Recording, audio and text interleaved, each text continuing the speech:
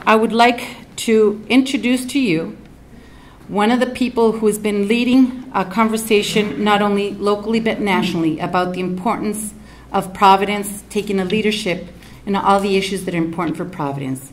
Así que a continuación quiero presentarles a una persona que ha estado tomando el liderazgo no solamente a nivel local, pero a nivel nacional sobre la importancia que tiene Providence en estas conversaciones tan importantes.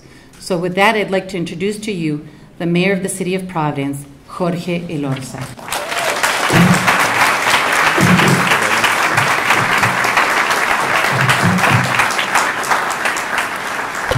Buenas noches. Good evening, everyone. Let me just begin by saying that it is a beautiful, beautiful sight here looking out. This is our entire community coming together to talk about these issues that matter. And it is diverse, it is young, it is old, it is from all parts of the city, and it is just a beautiful, beautiful sight. And so I want to say thank you to all of you for being a part of this conversation. Thank you all so much.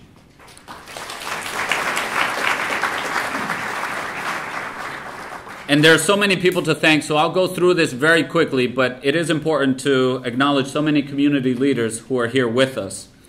I want to begin by recognizing Senator Harold Metz, Rhode Island Representative Grace Diaz, Representative-elect Marcia Ranglin, Mayor of the great city of Central Falls, James Diosa, Councilwoman Carmen Castillo, Councilwoman Sabina Matos, Council President Luis Aponte, Councilwoman Mary Kay Harris, and Representative Aaron Regenberg. Please, a big round of applause for all of our elected officials who are here with us.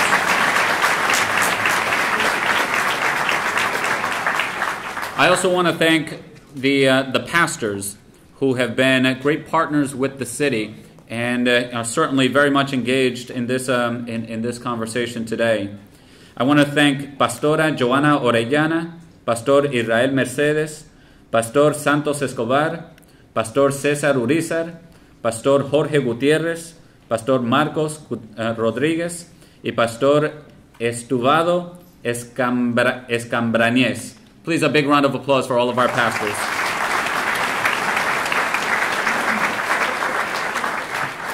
And we're also joined by Representative-elect Ramon Perez. Thank you so much for joining us, Ramon. There are many facilitators that will break out and will lead many of the smaller conversations that we have.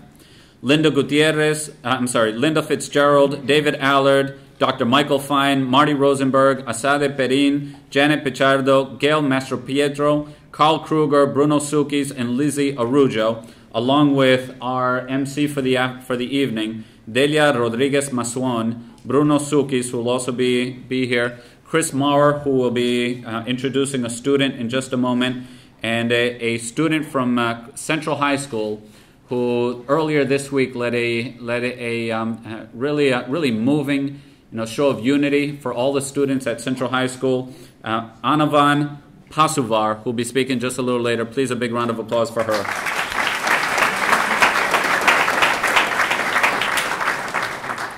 And so, thank you once again, everybody, for being here this evening. Gracias de nuevo a todos por acompañarnos para esta conversación tan importante. It's great to see so many of our neighbors coming together for each other. Me da un gran placer ver que nosotros como vecinos nos juntamos el uno por el otro. This is an interesting time, both in the country's history and in the city's history. And because of the results of last Tuesday, I am more convinced as ever that the role that we play and the work that we do at the local level is more important to preserving the values that we all care about than it has ever been. There are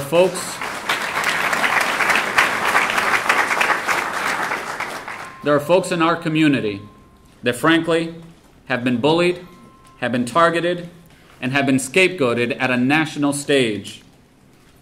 And that's why it's so important to see the community come together for every one of them.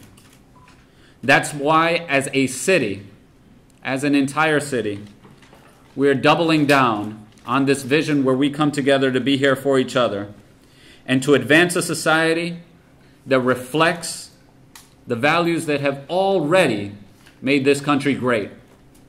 Values such as equity, inclusion, and respect for the dignity of every individual that lives amongst us.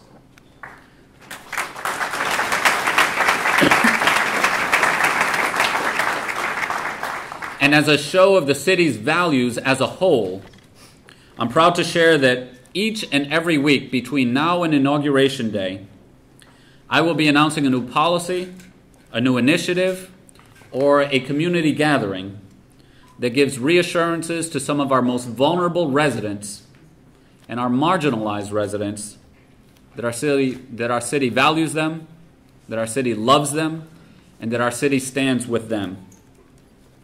Also, while folks may feel threatened by what they hear at the local level, I want everyone who lives in our city, everyone who lives in our state, want them to know that they aren't just loved, but they're also safe here in our cities.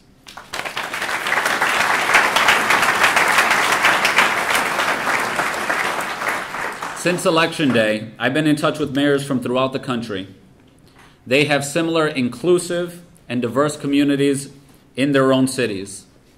That's why I'm happy and I am proud to stand with cities such as New York City, Los Angeles, San Francisco, Seattle, and dozens of others who've made it clear that we will not sacrifice a single resident, that we will stand by our most vulnerable, and we will protect our communities and our families so that they can continue to live their lives free of fear and safe in our communities. To us, it's important that every one of our residents live their lives without the fear of being persecuted. And so that's why we're all gathered here today. And oftentimes, when talking about many of these issues, it's forgotten that, family stability. Family stability is what we all want, what we all work towards. And when I hear someone talk about the immigrant community and devalue the immigrant community and threaten them, it destabilizes our collective family. When I hear someone, when Donald Trump does that, sir.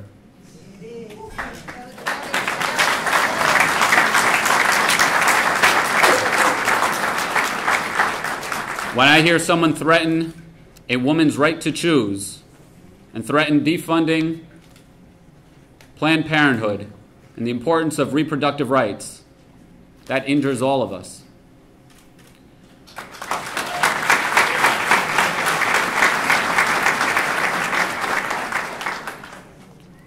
When our Muslim American brothers and sisters, when they are slandered, or when they're reduced to a second-class citizen status and be forced or asked to register, something that is horrific in our country, it affects all of us. It affects us all, even if we're not Muslim American, because we stand in solidarity with them.